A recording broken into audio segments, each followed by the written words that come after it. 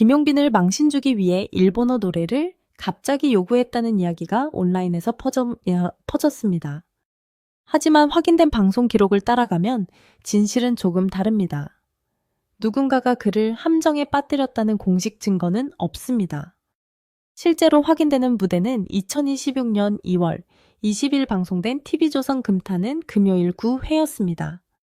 이날 김용빈은 한국 대표 진의 자격으로 일본 대표진 시마 유우키와 정면 대결을 펼쳤고, 두 사람에게 주어진 곡은 드라마 올인의 주제가로 널리 알려진 박용아의 노래를 일본어로 부르는 처음 만났던 날처럼이었습니다. 결과는 놀라웠습니다. 일본어가 약점이 될 것이라는 예상과 달리 김용빈은 가사의 감정을 또렷하게 전달했고 결국 시마 유우키를 꺾었습니다. 가장 먼저 반응한 인물은 팀 재팬을 이끌던 가수 타카하시 요코였습니다. 그는 무대가 끝난 뒤 김용빈의 일본어가 매우 자연스러워 가사가 잘 전달됐다고 평가했습니다. 얼굴과 목소리가 모두 매력적이었다는 칭찬도 덧붙였습니다. 상대팀의 수장이 한국 가수의 일본어 전달력을 직접 인정한 것입니다. 이 장면은 단순히 발음을 틀리지 않았다는 의미가 아니었습니다. 김용빈이 일본어 가사를 이해한 뒤 자신의 감정으로 바꾸어 전달했다는 뜻이었습니다. 그 순간 일본어 곡은 그를 곤란하게 만드는 시험지가 아니라 오히려 오랜 준비를 증명하는 결정적인 무기가 됐습니다. 왜 김용빈은 이런 돌발 상황처럼 보이는 무대에서도 흔들리지 않았을까요? 답은 그의 과거에 있습니다. 김용빈은 1992년 9월 18일 대구에서 태어났습니다. 4살 무렵부터 트로트를 부르기 시작했고 7살 때 대구의 한 백화점 노래자랑에서 상을 받은 뒤 지역 행사 무대에 올랐습니다. 초등학교 6학년이던 2004년 12살의 나이로 첫 앨범을 발표하며 정식 데뷔했습니다. 당시 그는 이미 300곡이 넘는 트로트 가사를 외우고 있었다고 알려졌습니다. 2005년에는 SBS 도전천국에 출연해 최연소 우승자가 됐습니다. 어린 시절부터 수백 곡의 가사를 기억하고 낯선 무대에서 관객의 반응을 읽어야 했던 경험이 쌓여 있었던 것입니다. 일본어 노래가 김용빈에게 완전히 낯선 과제도 아니었습니다. 그는 2026년 5월 1일 방송을 앞두고 공개된 KBS 신상 출시 편스토랑 예고에서 중학교를 졸업한 뒤 노래를 하기 위해 일본으로 갔다고 직접 밝혔습니다. 과거 보도에 따르면 2008년 무렵 일본 가요계 진출을 준비하며 도쿄로 향한 기록도 있습니다. 그러나 그 시절은 화려한 성공과 거리가 멀었습니다. 경제적으로 어려웠고 변성기까지 찾아와 원하는 대로 노래하기 힘들었습니다. 어린 나이에 공황장애까지 겪었고 이후 약 7년 동안 집 밖으로 거의 나가지 못할 정도로 긴 공백을 보냈다고 털어놓았습니다. 이 사실을 알고 2026년 2월에 일본어 무대를 다시 보면 분위기가 완전히 달라집니다. 김용빈에게 일본어 노래는 단순한 외국어 도전이 아니었습니다. 가장 힘들었던 시절의 기억과 다시 마주하는 일이었습니다. 중학교를 마친 어린 가수가 낯선 나라에서 겪었던 실패와 두려움, 변성기로 인해 노래를 잃을지 모른다는 불안 무대에서 멀어진 7년의 시간이 한 곡 안에 겹쳐졌습니다. 그래서 그의 표정은 과장되지 않았고 노래는 화려한 기교보다 감정을 전달하는 데 집중됐습니다.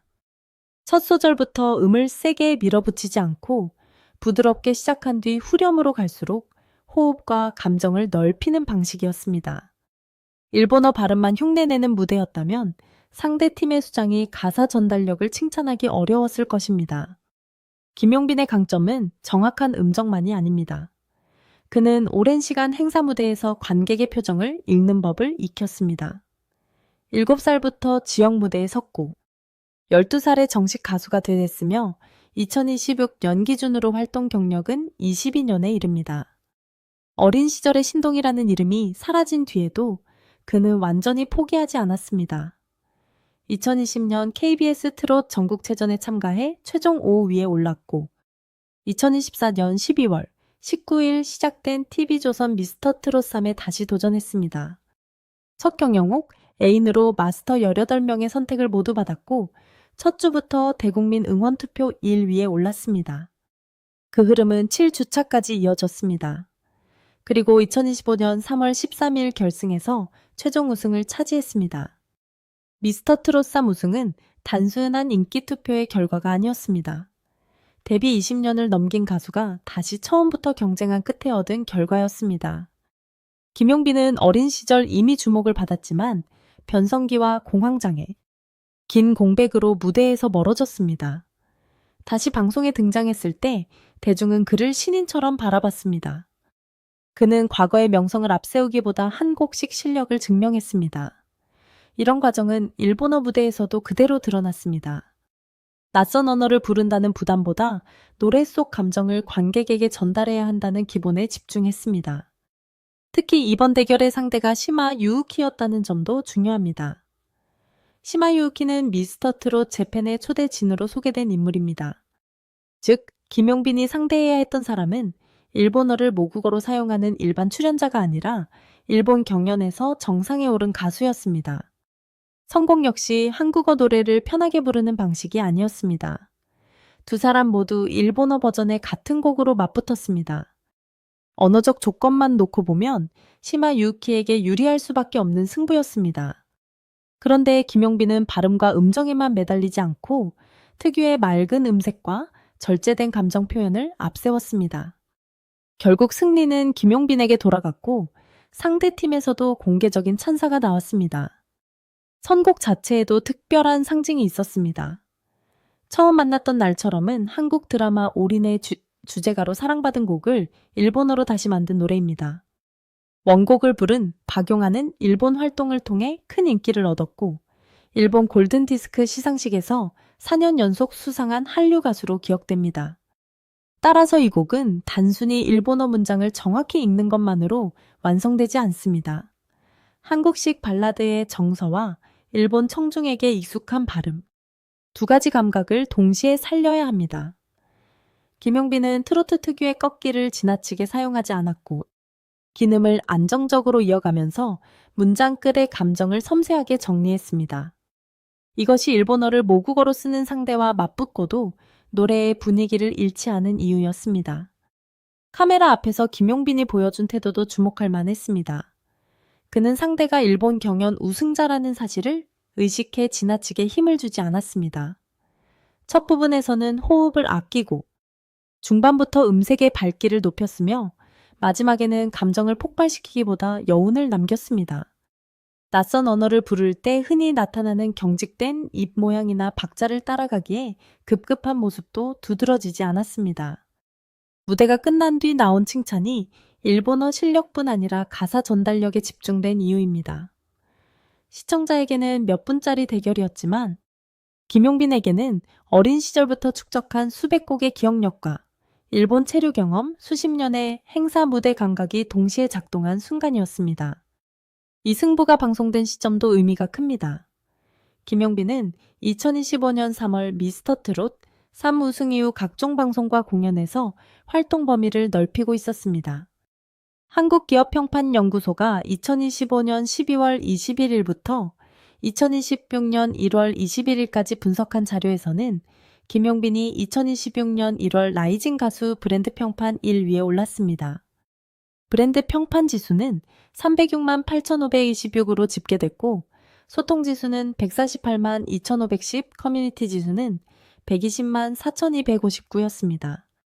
일본어 대결은 이미 국내 팬덤을 확보한 가수가 해외 시청자에게도 자신의 전달력을 증명하는 시험대가 된 셈입니다.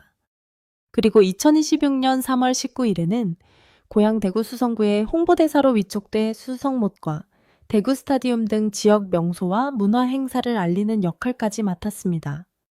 한때 무대에서 사라졌던 가수가 전국 경연 우승자 한일 대결의 승자 고향의 홍보대사로 이어지는 변화를 만든 것입니다.